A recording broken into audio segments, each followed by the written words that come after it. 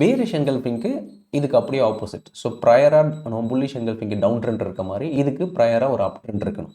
Second ஒரு key resistance ஜோனில் இருக்கணும். ஸோ கீ ரெசிஸ்டன்ஸ் ஜோன்லேயும் இருக்குது. அண்ட் தேர்டு ஒரு பக்காவாக ஒரு பேரிஷ் என்கல்ஃபிங் பேட்டர்ன் கிரியேட் ஆகிருக்கணும். அந்த ப்ரீவியஸ் க்ரீன் கேண்டிலில் முழுங்குற அளவுக்கு ஒரு ரெட் கேண்டில் ஃபார்ம் ஆகிருக்கணும். ஸோ நமக்கான என்ட்ரி க்ரைட்டீரியா ஃபார்ம் ஆகிடுச்சு.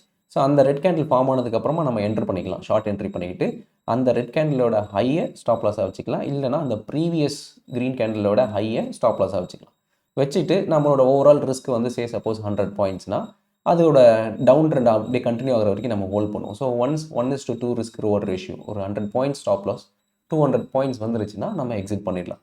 ஸோ அது நம்ம வந்து எய்தர் 1 டேலேயே எக்ஸிட் ஆகலாம், இல்லை 2 டேஸ் எக்ஸிட் ஆகலாம். எப்போ அந்த க்ரைட்டீரியா மேட்ச் ஆகுதோ அந்த டைமில் நம்ம எக்ஸிட் பண்ணிட்டு போயிடலாம். ஸோ இந்த மாதிரி வைக்கும் போது நம்மளோட ரிஸ்க்கும் நம்மளோட ரிவார்டும் கொஞ்சம் ரிலேட்டிவ்லி மச் ஹையராக இருக்கும்.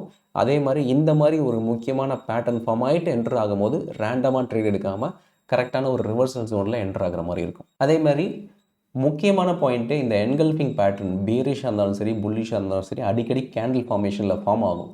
பட் நம்மளோட ட்ரெண்டோட ஒரு முக்கியமான விஷயம், ஒரு ட்ரேடோட முக்கியமான விஷயம் ப்ரையர் ட்ரெண்ட் இருக்கணும். ப்ரையராக ஒரு அப் ட்ரெண்டோ இல்லை டவுன் ட்ரெண்டோ இருந்தால் தான் இந்த என்கல்ஃபிங் பேட்டர்ன் வரும்போது நம்ம ட்ரேட் எடுக்கணுமே தவிர, ரேண்டமாக ஒரு என்கல்ஃபிங் பேட்டர்ன் வரும்போது ட்ரேட் எடுத்தோம்னா சாப்பியாக இருக்கும் மார்க்கெட்டு. சைட் வேஸில் இருக்கும்போது அடிக்கடி இந்த ஸ்டாப் லாஸ் ஹிட் ஆகிற சினாரியோ நடக்கும். ஸோ ப்ரையர் ட்ரெண்டு ரொம்பவே மேண்டட்டரி. இதுதான் உங்களோட ஃபைனல் செக்லிஸ்ட்டாக இருக்கணும். ஸோ ஒரு என்கல்ஃபிங் பேட்டர்னை வச்சு நீங்கள் ட்ரேட் பண்ண போகிறீங்கன்னா ஃபஸ்ட்டு அப் ட்ரெண்டா இல்லை டவுன் ட்ரெண்டான்னு ஃபஸ்ட் ஐடென்டிஃபை பண்ணுங்கள். செகண்டு அது கீ லெவல் கிட்டே இருக்கா, ஒரு முக்கியமான சப்போர்ட் ஜோன்லேயோ இல்லை ரெசிஸ்டன்ஸ் ஜோன்லேயோ இருக்கா அப்படின்றத பாருங்கள். தேர்டு தான் அந்த என்கல்ஃபிங் பேட்டர்ன் அப்பியர் ஆயிருக்கா, புல்லிஷ் என்கல்ஃபிங் பேட்டர்னா இல்லை பேரிஷ் என்கல்ஃபிங் பேட்டர்ன் அப்பியர் ஆயிருக்கான்னு பாருங்கள். ஃபோர்த்து, இன்கேஸ் வால்யூமும் உங்களுக்கு சப்போர்ட் ஆகிற மாதிரி வந்ததுன்னா, நீங்கள் உங்களோட இடத்துல எந்த இடத்துல அந்த புல்லிஷ் என்கல்ஃபிங் பேட்டர்ன் வருதுன்னா அந்த இடத்துல ஹை வால்யூம் இருக்கா, இல்லை பேரிஷ் என்கல்ஃபிங் பேட்டர்ன் ஃபார்ம் ஆகுதுன்னா அந்த இடத்துல ஹை வால்யூம் இருக்கா. இது எல்லாமே சேர்ந்து வந்துருச்சுன்னா அது நமக்கு ஒரு ஹை ப்ராபபிலிட்டி ட்ரேட் நமக்கு ஃபேவர் ஆகிறதுக்கு நிறையவே சான்ஸ் இருக்குது.